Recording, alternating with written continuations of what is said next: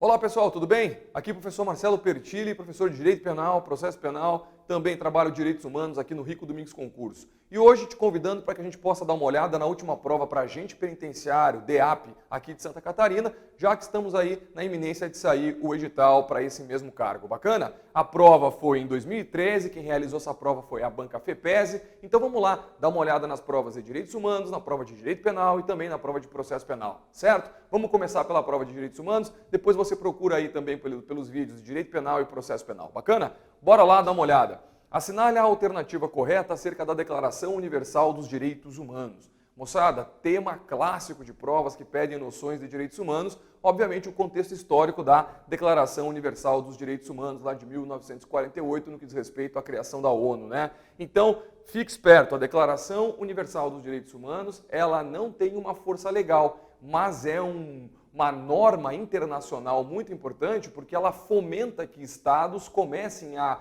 fazer as suas constituições e também criar as suas legislações a partir dos dispositivos que constam na declaração. Bacana? Então preste atenção, vamos lá. De caráter puramente econômico não trouxe grandes mudanças nos paradigmas de proteção. Claro que trouxe, e ela não tem um caráter puramente econômico não. A Declaração Universal dos Direitos Humanos assegurou a participação dos países mais pobres e em desenvolvimento nos órgãos internacionais, tais como a ONU. Essa questão, aliás, essa assertiva dá um pouco de confusão. Não posso dizer que isso aqui está errado, mas a declaração e o cabeçalho da questão pede sobre a declaração não é criada especificamente para isso, tá? Mas, indiretamente, acabou que todas as inovações trazidas pela declaração culminaram com isso aqui mesmo. Mas, expressamente, não há essa previsão na declaração. C. Foi proclamada pela OEA, Organização dos Estados Americanos, logo após a Primeira Guerra Mundial? Não. Cuidado, ela foi proclamada pela ONU depois da Segunda Guerra Mundial. A Declaração Universal dos Direitos Humanos inspirou a inclusão dos seus princípios em cartas constitucionais ao longo do mundo. Foi o que eu te disse no começo da resolução da questão. Não tem uma força impositiva por si só. Por quê? Porque é uma norma de direito internacional que tem que respeitar a soberania dos países, mas ela sim fomenta com que todos os países acabem legislando e fazendo as suas normas constitucionais a partir dos seus preceitos, tá bem? Preceitos esses de proteção, basicamente, à dignidade da pessoa humana, que é o núcleo fundamental dos direitos humanos. Legal? Depois, a Declaração Universal dos Direitos Humanos foi o grande documento para o final da Guerra Fria entre Estados Unidos e Rússia. Não, né? Não. Lembra que o contexto histórico é justamente da ONU, o final da Segunda Guerra Mundial, tá bem? Então, cuidado aqui, 21, letra D pra gente. Bora lá, assinale a alternativa correta acerca da denominação da Convenção Americana de Direitos Humanos. A Convenção Americana de Direitos Humanos, moçada, cuidado, ela faz parte do que a gente chama do momento ou do local de proteção de direitos humanos da América. Bacana? Ou seja, a Convenção Americana de Direitos Humanos, que foi proclamada lá na Costa Rica, em São José da Costa Rica, ela faz parte, então, do âmbito de proteção americano dos direitos humanos. Portanto, se ela foi proclamada lá na Costa Rica, lá em São José da Costa Rica, que é a capital do país, olha lá, o nome dela também é Pacto de São José da Costa Rica. Bacana? Lá de 1969, então faz parte aí, como eu te disse, do sistema de proteção interamericano de direitos humanos. Assinale a alternativa correta em matéria de direitos humanos. A Corte Interamericana de Direitos Humanos está sediada em Brasília. Não, a Corte Interamericana está sediada lá na Costa Rica, lá em São José da Costa Rica. A Comissão Americana de Direitos Humanos, ela está sediada em Washington. Então, cuidado, essa é uma pegadinha boa de prova, tá bem? A Comissão e Washington. A Corte lá em São José da Costa Rica. A Corte Interamericana de Direitos Humanos integra o Sistema Interamericano de Proteção de Direitos Humanos. O que eu falava agora há pouco para você, tá? O que eu falava justamente com relação a isso. A Convenção Americana é um documento que faz parte do Sistema de Proteção Americano dos Direitos Humanos e a Corte, obviamente, é uma instituição, um órgão que faz valer isso aqui no nosso continente americano. A Corte Interamericana de Direitos Humanos não foi reconhecida pela ONU? Sim, ela é reconhecida pela ONU. Aliás, ela é reconhecida pela ONU, galera, e inclusive internacionalmente ela é exemplo. Segue. O Brasil não aderiu ao protocolo das intenções da Corte Interamericana de Direitos Humanos. Aderiu sim, inclusive isso aconteceu em 1992, quando oficialmente então o Brasil traz esses preceitos para dentro do nosso ordenamento. O Brasil, devido à sua soberania, criou um mecanismo próprio de alcance internacional para tratar de assuntos ligados aos direitos humanos. Não, o Brasil está vinculado à Corte Interamericana e à Organização dos Estados Americanos, bacana? Mas é verdade também que muitas vezes o Brasil acaba não cumprindo as determinações da Corte, tá? O Brasil já foi julgado algumas vezes pela Corte Interamericana de Direitos Humanos, condenado inclusive, então às vezes é verdade que o Brasil aí tem alguns problemas com as determinações da Corte. Mas isso no nosso curso preparatório para o DEAP a gente vai ver melhor, inclusive, esses casos. Quais são esses casos e as características especiais dele. Portanto, aqui a 23, a letra B. Qual o documento que em 93 reiterou os termos da Declaração Universal dos Direitos Humanos? Galera, presta atenção, Declaração de Direitos Humanos de Viena. Isso é muito importante. Em 1993, então, teve uma reunião, mais uma convenção internacional para discutir alguns preceitos atrelados à estrutura básica dos direitos humanos, e a Declaração dos Direitos Humanos de Viena é um marco internacional dentro da normatização internacional, porque lá se reforça todo o espírito e toda a normatização criada pela Declaração Universal dos Direitos Humanos, tá bem? Então cuidado, se um dia te perguntarem qual é o documento internacional que reforça as intenções da Convenção da Declaração Universal, é a Declaração de Direitos Humanos de Viena. Vai lá, são características do Declaração Universal dos Direitos Humanos. 1. A disponibilidade, interdependência e renunciabilidade. Cuidado, moçada, olha só. Disponibilidade, não, direitos humanos têm como base, como regra, a ideia da sua indisponibilidade. Interdependência, o que significa? Os direitos humanos, eles têm que, para conseguir um equilíbrio, estar todos conectados. Bacana? Eles têm que estar conectados para que eles possam, então, gerar equilíbrio. Renunciabilidade, não, os direitos humanos são irrenunciáveis. Aqui até coloquei outras características que depois no curso a gente vai trabalhar melhor também, que são a imprescritibilidade, a inalienabilidade, a irrenunciabilidade, a inviolabilidade, a universalidade, efetividade, interdependência e complementariedade. Complementariedade, basicamente, a ideia aqui também da interdependência. Mas essas características a gente vai trabalhar uma por uma no nosso curso também. Legal? Segue lá. Assinale a alternativa correta acerca da classificação dos direitos humanos em gerações. Essa é uma das questões mais clássicas sobre noções gerais de direitos humanos, certo? Porque os direitos humanos são tradicionalmente divididos pela doutrina em gerações, também chamadas de dimensões. Primeira dimensão, segunda dimensão, terceira e quarta. Basicamente são essas 4 que caem. Tá? Eu trouxe aqui para ti um slide só para já te dar uma noção sobre isso. Os direitos humanos de primeira geração basicamente trabalham liberdade.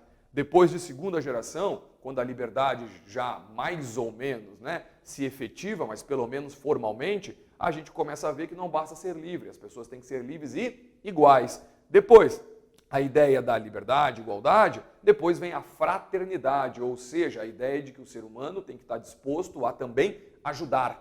A ideia da solidariedade. E mais tarde os direitos então, de quarta geração, atrelados aqui às inovações tecnológicas. Tá? Bom, primeira, segunda, terceira e quarta geração, clássicos de prova. Aqui a questão pergunta, assinale a alternativa correta acerca da classificação. A quarta geração de direitos é marcada pelos avanços sociais. Não, né? Avanços sociais, lembra lá a ideia da própria fraternidade, da igualdade. As liberdades políticas e civis marcam os direitos de segunda, não de primeira. A terceira dimensão de direitos constitui os direitos de igualdade, lembra? Segunda. Os direitos da fraternidade, como o progresso e a paz, são elementos de primeira. Não, lembra lá, acabamos de ver a fraternidade como de terceira. E a letra E.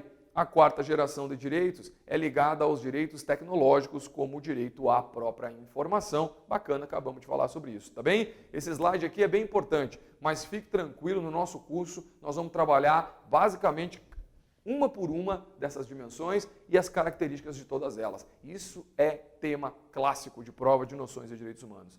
Vai lá, assinale a alternativa que contempla a instituição que criou a Declaração Universal de Direitos Humanos. Já falei sobre isso contigo. Quem criou foi a Organização das Nações Unidas. Portanto, a ONU, tá bem? Cuidado, essa aqui estava mais tranquilinha, né? Letra D. Assinale a alternativa correta a respeito da incorporação de tratados internacionais no sistema jurídico brasileiro. Galera, pelo princípio da soberania em direito internacional, não basta que o presidente da República ou alguém que represente o governo federal vá até os países ou participe de convenções e tratados internacionais, manifestando o seu interesse para que aquilo que foi decidido tenha validade aqui dentro. Pelo princípio da soberania, isso tem que ser trazido para cá, para o nosso legislativo trabalhar em cima disso e aí sim, depois de aprovado, poder ter efetividade aqui dentro. Entende o que eu disse? Então, cuidado. Não basta que os representantes do nosso governo vão até essas convenções, essas grandes reuniões internacionais e manifestem ali as suas intenções. Não. Isso tem que vir para cá, o nosso legislador tem que avalizar tudo isso para que isso possa ter efetividade aqui no território nacional. Tá bem? Então, bora lá. Devidamente aprovados terão caráter de emenda constitucional. Essa é uma questão interessante. Cuidado, gente. Só terá espécie, só terá força de emenda constitucional, portanto, de norma constitucional, os tratados e convenções de direitos humanos que forem aprovados com quórum de emenda constitucional e que versarem sobre direitos humanos, mais uma vez. Tá? Então, não é qualquer tratado internacional que, avalizado pelo nosso legislador, terá força constitucional, por exemplo, de emenda. Não. Para ter força constitucional, tem que ser aprovado para que ingresse na norma brasileira pela mesma formalidade que tem as normas de alteração constitucional, que são basicamente as emendas constitucionais. Tá? Então, cuidado, as emendas constitucionais, aliás. Bacana? Então, cuidado com isso. Segue lá. Após aprovados pelo Congresso Nacional, serão convertidos em decreto legislativo. Olha lá. O presidente da República os regulamentará como decreto executivo. Após a resolução do Senado, o tratado servirá como princípio interpretativo. Apesar de incorporados ao sistema jurídico, serão considerados normas infraconstitucionais. Vamos de novo para o cabeçalho da questão? Assinale a alternativa correta a respeito da incorporação de tratados internacionais no sistema jurídico brasileiro. Se a questão não falar para ti, não falar que essa norma internacional tem natureza de direitos humanos, mesmo que ela seja incorporada ao sistema jurídico brasileiro, ela não terá força constitucional. Só terá força constitucional se for sobre os direitos humanos e se for incorporada com quórum de emenda. Se o legislativo incorporar com quórum de emenda, se a formalidade for uma formalidade de alteração constitucional. Tá? Isso por conta do artigo 5º, parágrafo 3º da Constituição, reforma lá da emenda de 2004. Tá bem? Então, cuidado. A resposta, letra E. Ou seja, se não está escrito que é norma internacional de direitos humanos, o que acontece? Ela é incorporada, mas não tem o mesmo peso de Constituição. Se tem natureza de direitos humanos, é incorporada com quórum de emenda, ela vai ter força constitucional. Tá bem? Cuidado com isso, 28, portanto, letra E. Na Organização dos Estados Americanos, a OEA, que eu já falava sobre ela contigo, qual dos tratados internacionais sobre direitos humanos prevê a proteção e preservação e melhoramento do meio ambiente? Olha lá. Protocolo adicional à Convenção Americana sobre Direitos Humanos, que ficou conhecido como Protocolo de San Salvador, lá de 1988, mas que foi incorporado pelo nosso legislador na legislação brasileira, portanto, só em 99, tá bem? Mas a gente vai detalhar isso também, aliás, porque o Protocolo de São Salvador tem algumas outras características importantes, tá? Mas é verdade, aqui letra C. Legal? Assinale a alternativa correta em matéria de direitos humanos. A proteção dos direitos humanos no Estado brasileiro está limitada às relações de trabalho. Claro que não, muito mais do que isso, né? O sistema jurídico brasileiro não incorporou nenhuma norma internacional de direitos humanos. Incorporou muitas, inclusive a nossa Constituição de 88 é basicamente na sua estrutura as ideias da Declaração Universal dos Direitos Humanos, é claro. A prevalência dos direitos humanos como vetor de política internacional não obriga a sua observância nas relações domésticas. Olha só. Calma, vamos avançar. Pelo fato de o Brasil não ter participado da Segunda Guerra, o Brasil participou da Segunda Guerra, já está errado, né? A Declaração Universal dos Direitos Humanos não tem reflexo no sistema jurídico interno. Claro que tem, a gente já falou sobre isso. A Constituição de 88 estabelece a prevalência dos direitos humanos como princípio do Estado brasileiro em suas relações internacionais. Essa é a certa. A nossa Constituição diz isso, tá? Olha ali a letra C. Voltemos nela. A prevalência dos direitos humanos como vetor de política internacional não obriga a sua observância das relações domésticas? Claro que obriga, tá bem? Além de serem normas que tratam das relações internacionais, os direitos humanos também devem ser observados dentro da perspectiva interna, mas aí basicamente eles ganham o nome de direitos fundamentais. Olha que interessante isso. Você, quando lê o artigo 5º da Constituição, que é um clássico para tudo quanto é prova de concurso público, lê basicamente ali direitos humanos, mas que nós, numa perspectiva interna, chamamos de direitos fundamentais. Tá bem? Então, cuidado aqui, a número 30 para nós é a letra E. Certo? Então, tá bem. Acompanhe aí o nosso próximo vídeo de Direito Penal e depois de processo, ainda a prova do DEAP, tá bom? Um abraço, gente. Até a próxima.